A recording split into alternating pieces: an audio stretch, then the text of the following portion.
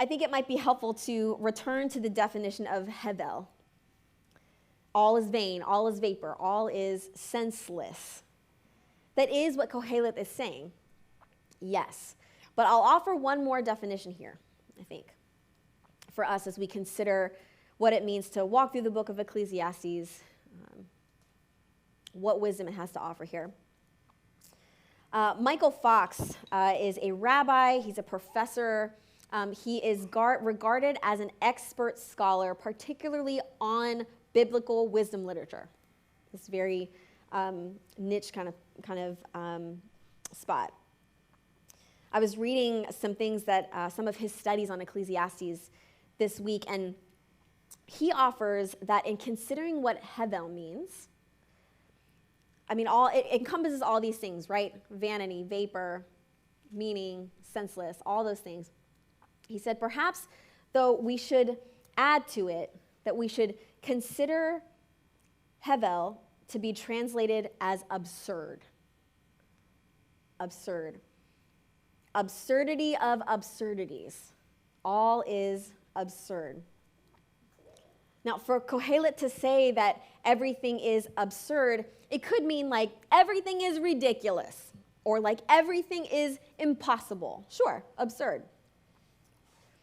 But Professor Rabbi Fox pushes to us that maybe calling life absurd isn't just saying it's impossible and throwing our hands up. Maybe what hevel means, everything is hevel, everything is absurd, maybe that is less about throwing our hands up in impossibility and more about recognizing that there is a contradiction that we live in between two undeniable realities. There's a contradiction. And that the frustration that we resonate with so deeply in Kohelet's writing is a longing for coherence between the two. This is absurd. These realities both exist and they seem to contradict one another. I want coherence between the two and I'm frustrated. Everything is meaningless. Now, I think with this kind of perspective, as we go into the book of Ecclesiastes in this series, Kohelet's exclamation that everything is hevel doesn't squash the human desire for meaning then. It just fuels it, right? Friends, we are holding two undeniable realities. I don't have to convince you of that. Holding two undeniable realities is holding that life is vapor, but also that it is significant. It's holding that our ephemeral life, the quickness of it with all its like chaos and randomness and hardship and lack of control, is also held with God's life.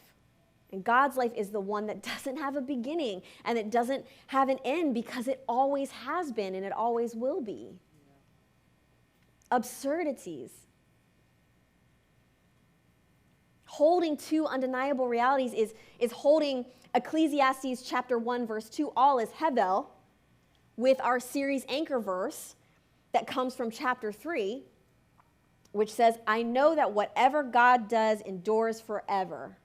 Nothing can be added to it, nor can anything be taken from it.